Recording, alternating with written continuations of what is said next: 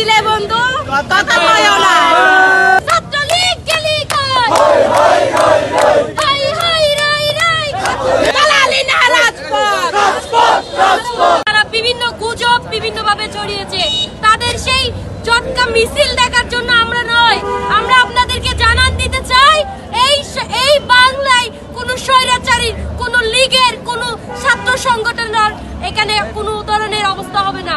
এবং আমাদের ছাত্র সমাজ সবসময় জাগ্রত আসি থাকবো, এটাই আপনাদেরকে বলবো।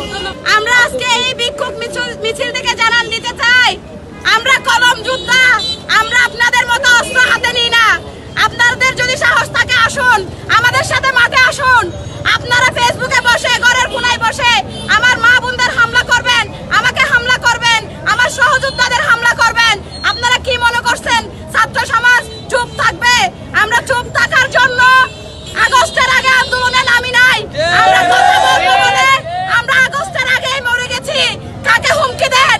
আমরা যে জীবন এখন বেঁচে আছি, এটা আল্লাহ সুবহানাহু ওয়া তাআলা আমাদেরকে বোনাস লাইফ দিয়েছে। বোনাস লাইফে এখন জীবন যাপন করতেছি। আমরা 5 আগস্টেই মরে গেছি। এখন আজকের এখান থেকে হুঁশিয়ারি দিতে চাই, আপনারা দমে যান। আপনারা নিষিদ্ধ ছাত্রলীগ, আপনারা মাথা ছেড়ে উঠবেন না।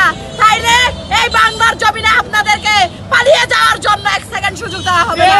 আমার সহযোদ্ধা তারিম বলে গেছেন, দেখা না দিলে বন্ধু কথা সুতরাং বলতে চাই, আসুন মোকাবেলা করতে চাই।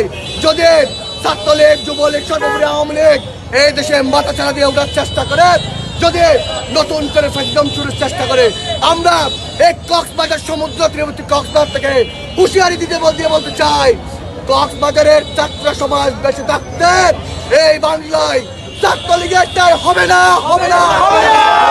এই বাংলার জমিনে ভারতের দাসত্ব আর কোনদিন চলবে না।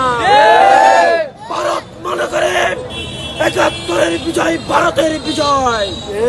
আমরা তাদেরকে বলে দিতে চাই, আপনাদের সেই বিজয়কে, আপনারা যেটা মনে করছেন আপনাদের বিজয়, সেই বিজয়ের গুণে আছে দেখেন কবর রচনা করা হয়েছে বাংলার জমিনে।